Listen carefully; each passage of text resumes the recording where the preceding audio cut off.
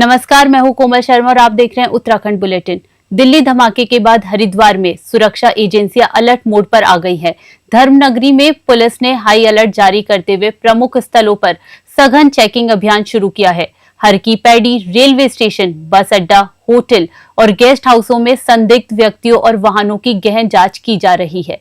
नगर कोतवाली, ज्वालापुर, रानीपुर और सिडकुल थाना क्षेत्रों में पुलिस ने जगह जगह नाकाबंदी कर तलाशी अभियान चलाया। संवेदनशील इलाकों में गश्त तेज कर दी गई है। वहीं सीसीटीवी कैमरों से हर गतिविधि पर कड़ी नजर रखी जा रही है। हरिद्वार पुलिस अधिकारियों ने बताया कि ये चेकिंग अभियान एहतियातन चलाया जा रहा है ताकि किसी भी अप्रिय स्थिति को रोका जा सके। पुलिस ने नागरिकों से अपील की है कि वे सतर्क रहें और किसी भी संदिग्ध व्यक्ति या वस्तु की सूचना पुलिस को तुरंत दे। हरिद्वार से तनवीर अली की रिपोर्ट।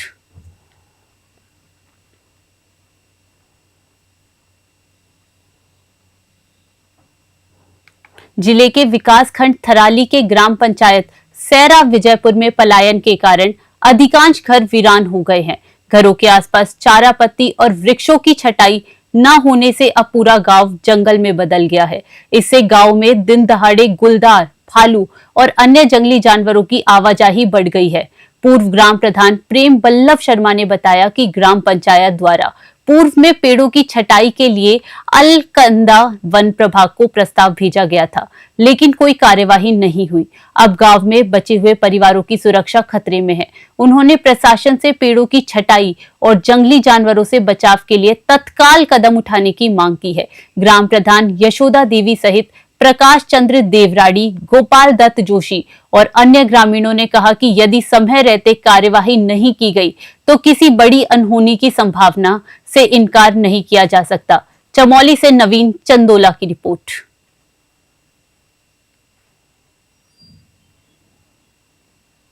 मैं पूर्व ग्राम प्रधान सिरा विजयपुर। सर, हमारी समस्या ये है कि हमारे ग्राम पंचायत सिरा विजयपुर पूरा जंगली जानवरों ने समझ लो कब्जा कर लिया गांव में, और गांव में बहुत सारे परिवार हमारे पलायन कर चुके हैं, जिस कारण गांव के जो हमारे चारा पत्ती के पेड़ हैं वो पेड़ बहुत बड़े हो गए हैं, और उनसे गांव में जो जंगली जानवर हैं वो हमारे घरों के आसपास ही रह गए, जिसमें हम आए दिन लोग एक दो लोगों ने भालू भी देखा, बाघ देखे हैं, तेंदुए और जंगली जानवर, जंगली सुअर सारे हमारे ग्राम पंचायत में ही रह रहे हैं।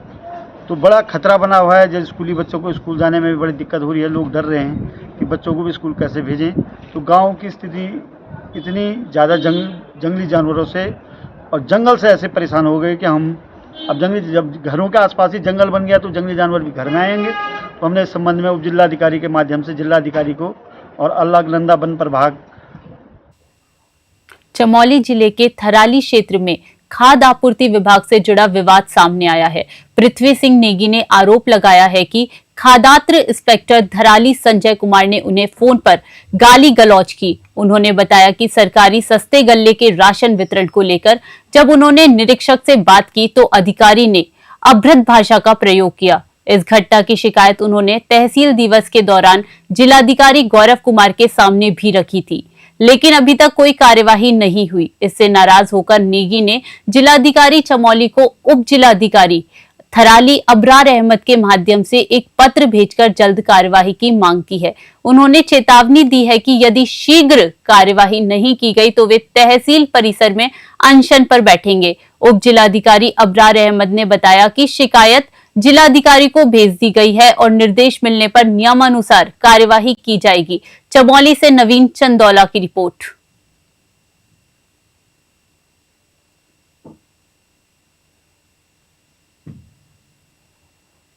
उधम सिंह नगर के बाजपुर क्षेत्र से बड़ी खबर सामने आई है। मुखबिर की सूचना पर सुल्तानपुर पट्टी चौकी इंचार्ज दीपक कौशिक ने पुलिस टीम के साथ ग्राम सरकडा स्थित मोहम्मद यामीन के घर पर छापेमारी की। छापेमारी के दौरान पुलिस को वहां से प्रतिबंधित 12 किलो गौवंशीय पशु की खाल बरामद हुई। मौके से एक आरोपी को गिरफ्तार कर लिया गया है। सूचना मिलते ही पशु चिकित्सक को मौके पर बुलाया गया, जिन्होंने सैंपल लेकर जांच के लिए लैब भेज दिया। ये मामला सामने आते ही क्षेत्र में बजरंग दल कार्यकर्ताओं और हिंदूवादी संगठनों में आक्रोश फैल गया। पुलिस ने आरोपी को गिरफ्तार कर आवश्यक कार्यवाही करते हुए न्यायालय में पेश किया। वहां से उसे हल्द्वानी जेल भेज दिया गया। पुलिस का कहना है कि इस तरह की अवैध गतिविधियों पर सख्ती से कार्यवाही जारी रहेगी। वहीं स्थानीय प्रशासन ने शांति व्यवस्था बनाए रखने के लिए क्षेत्र में पुलिस बल तैनात कर दिया है। बाजपुर से सलीम रजा की रिपोर्ट।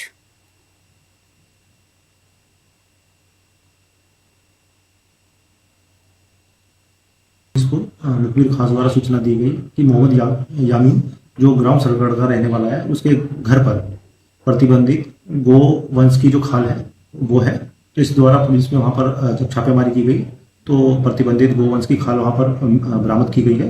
लगभग 12 किलो प्रतिबंधित गोवंश की खाल वहां पर बरामद की गई है।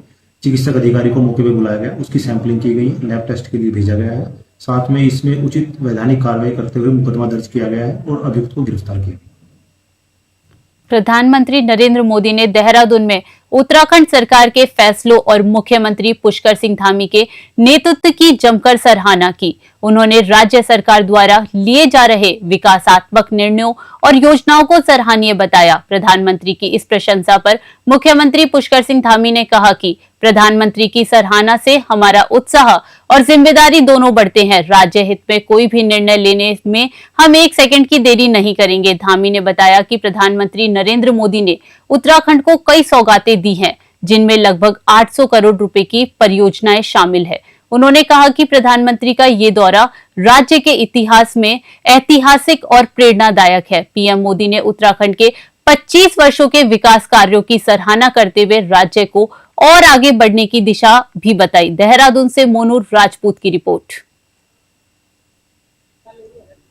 मैं सबसे पहले तो आदरणीय प्रधानमंत्री जी का सभी उत्तराखंड वासियों की ओर से आभार व्यक्त करता हूं, उनका धन्यवाद करता हूं कि वो हमारे इस विशेष दिन राज्य स्थापना की रजत जयंती के अवसर पर हम सब के बीच में आए। उन्होंने संपूर्ण प्रदेशवासियों को संबोधित किया और राज्य ने जो उल्लेखनीय उपलब्धियां हासिल की हैं उसके लिए हम सबका प्रोत्साहन भी किया और हमारे सामने भविष्य की एक तस्वीर रेखांकित की, एक विजन भी दिया जिस पर सभी उत्तराखंड वासियों को आगे काम करना है।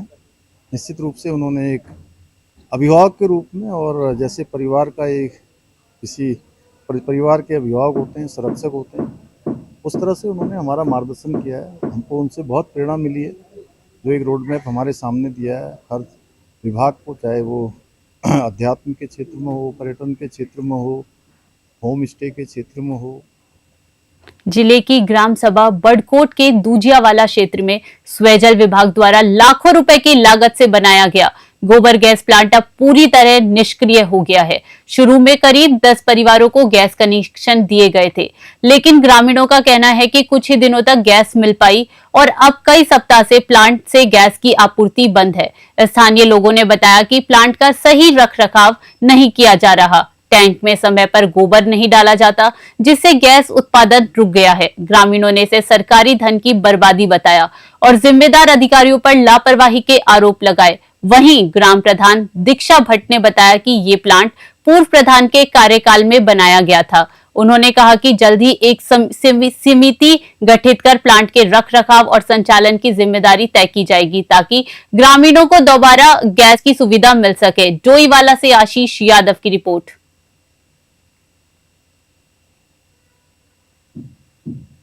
गोबर गैस को साल भर हो गया है, 1 साल तो ही गया, लेकिन ये बहुत कम चलता है।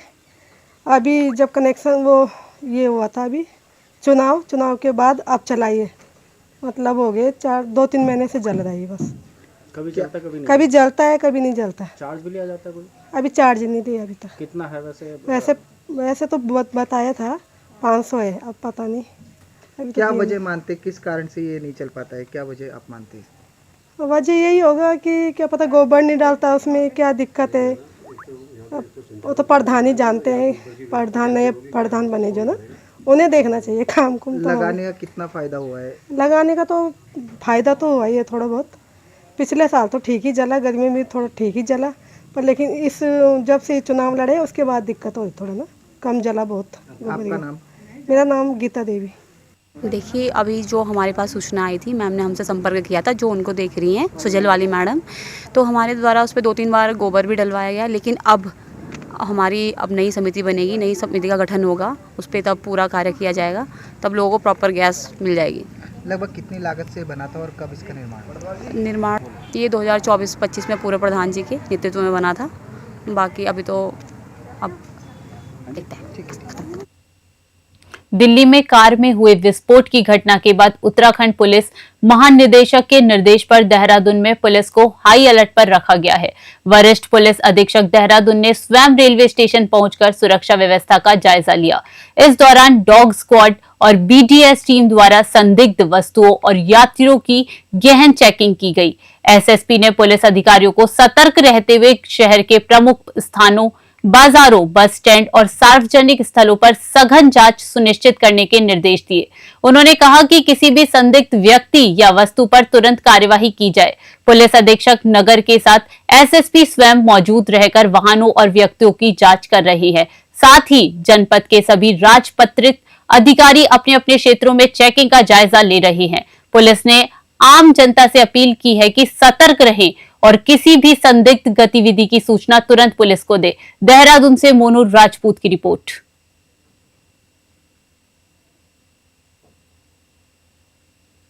में एक ब्लास्ट की घटना हुई, जिसको देखते हुए उत्तराखंड में भी माननीय महोदय द्वारा भी सभी को निर्देश जारी किए गए हैं। सभी जनपदों में भी खासकर ऐसे स्थान जहाँ पर भीड़भाड़ के स्थान हो, ट्रेन हो, बस स्टैंड हो या मॉल्स है, इस तरह की चीज़ों की तो सभी अधिकारियों को निर्देशों के क्रम में चेकिंग लगाई गई है। हमारा जो बीडी स्क्वाड है इनको भी लगाया गया है, डॉग स्निपर डॉग्स इनको भी लगाया गया है और ये चेकिंग निरंतर जो आगे अगर कोई इनपुट प्राप्त होता है तो उसके हिसाब से भी की जाएगी। और ऐसी कोई भी संदिग्धता जो देखने को मिलती है, खासकर ऐसी जब बड़ी घटनाक्रम होता है तो उसको देखते हुए भी पुलिस को हाई अलर्ट पर रखा गया। और खासकर जो बाहर के नंबर की गाड़ियाँ हैं या बहुत लंबे समय से कहीं यहाँ पार्किंग में खड़ी हैं या एसबीटी के पास खड़ी है या मॉल के पास खड़ी है, उसको विशेष फोकस लेकर उसकी चेकिंग के लिए सभी को निर्देश जारी किए गए। उत्तराखंड के 12 जिलों में हाल ही में संपन्न हुए त्रिस्तरीय पंचायत चुनावों के बाद अब पंचायती राज विभाग नवनिर्वाचित जनप्रतिनिधियों के लिए जनरल इंस्ट्रक्शन ट्रेनिंग कार्यक्रम आयोजित कर रहा है। इस प्रशिक्षण का उद्देश्य प्रतिनिधियों को उनके अधिकारों, दायित्वों और प्रशासनिक प्रक्रियाओं की समुचित जानकारी देना है ताकि वे अपने कार्यों का प्रभावी निर्वहन कर सके। प्रशिक्षण के दौरान भारत सरकार के e governance programme, digital platform के उपयोग, योजनाओं के संचालन और पारदर्शिता से जुड़ी जानकारी भी दी जा रही है। विभाग विशेष रूप से महिला प्रतिनिधियों पर ध्यान दे रहा है क्योंकि पंचायतों में बड़ी संख्या में महिलाएं प्रधान और सदस्य चुनी गई हैं, जिनमें से कई कम शिक्षित है। ऐसे में ये प्रशिक्षण उनके लिए बेहद उपयोगी साबित होगा। पंचायती राज विभाग का उद्देश्य है कि सभी जनप्रतिनिधि अपने दायित्वों को समझते हुए विकास कार्यों को सुगमता से आगे बढ़ाएं और स्थानीय शासन को मजबूत करें। देहरादून से मोनू राजपूत की रिपोर्ट। जो को दुरुस्त कर सके, खासतौर पे जहाँ त्रिस्तरीय जो चुनाव है संपन्न हुए हैं, वहाँ जो हमारे प्रतिनिधि है, जनप्रतिनिधि, उनका अभी एक जनरल इंडक्शन ट्रेनिंग प्रोग्राम आयोजित किया जा रहा है, जिसके अंतर्गत उनके जो अधिकार होते हैं, पंचायती राज अधिनियम का जानकारी देना और उनके अधिकार, बाद में डिजिटल लिटरेसी के पॉइंट ऑफ व्यू से ई गवर्नेंस जो मॉड्यूल भारत सरकार का है उसके बारे में जानकारी देना। तो बहुत सारे जो उनके हमारे रूल्स रेगुलेशंस है उनके बारे में जानकारी उनको प्रदान करना। तो एक उनका क्षमता विकास के साथ साथ उनके दायित्वों का निर्वहन प्रशिक्षण कार्यक्रम किया जा रहा है, जो पंचायती राज विभाग द्वारा किया जा रहा है। और ये पूरे माह में कंप्लीट होगा ये पूरा सिस्टम यहाँ पे, जिसमें लगभग 66,000 से ज़्यादा जो हमारे मेंबर्स इसमें ट्रेन किए जाएंगे। उत्तराखंड सरकार सीमांत क्षेत्रों को सशक्त और आत्मनिर्भर बनाने के लिए वाइब्रेंट विलेज कार्यक्रम पर तेजी से काम कर रही है। इस योजना के तहत राज्य के 91 गांवों को मॉडल विलेज के रूप में विकसित किया जा रहा है। सरकार का उद्देश्य केवल बुनियादी सुविधाएं पहुंचाना नहीं, बल्कि स्थानीय स्तर पर रोजगार के अवसर बढ़ाकर पलायन रोकना भी है। पर्यटन, कृषि, बागवानी और पशुपालन जैसे क्षेत्रों में विशेष ध्यान दिया जा रहा है। युवाओं को आत्मनिर्भर बनाने के लिए कौशल विकास कार्यक्रम चलाए जा रहे हैं, जिससे उन्हें प्रशिक्षण और रोजगार दोनों मिल रहे हैं। सरकार होम स्टे, टूरिस्ट गाइड और स्थानीय उत्पादकों के विपणन को भी बढ़ावा दे रही है। अपर सचिव अनुराधा पाल ने बताया कि वाइब्रेंट विलेज योजना से न केवल सीमांत सुरक्षा मजबूत होगी बल्कि ग्रामीण अर्थव्यवस्था को नई दिशा भी मिलेगी। राज्य सरकार का लक्ष्य सीमांत क्षेत्रों के लोगों को वर्ष भर रोजगार और आधुनिक सुविधाएं उपलब्ध कराना है। देहरादून से मोनू राजपूत की रिपोर्ट।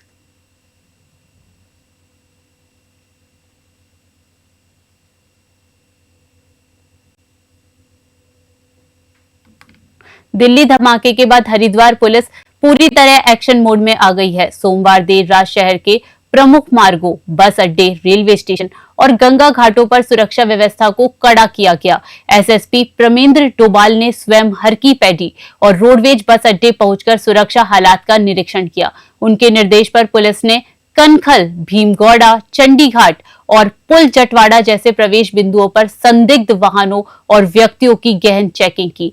हरकी पैड़ी, मनसा देवी और चंडी देवी मार्गों पर अतिरिक्त पुलिस बल तैनात किया गया है। खुफिया विभाग भी अलर्ट पर है।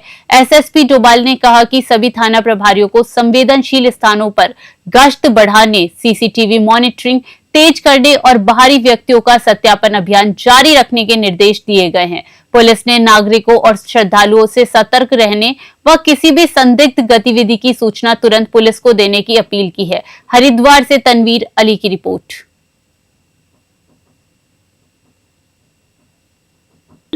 आज शाम को जैसे ही यह सूचना हमें मिली थी, इसी के साथ क्योंकि हरिद्वार सभी स्थानों पे हरिद्वार के खासकर जो हमारे महत्वपूर्ण इंस्टॉलेशंस हैं उसमें लगातार चेकिंग हम लोग कर रहे हैं, जिसमें रोडवेज, रेलवे स्टेशन और हरकी पैड़ी जैसे महत्वपूर्ण हमारे स्थल हैं।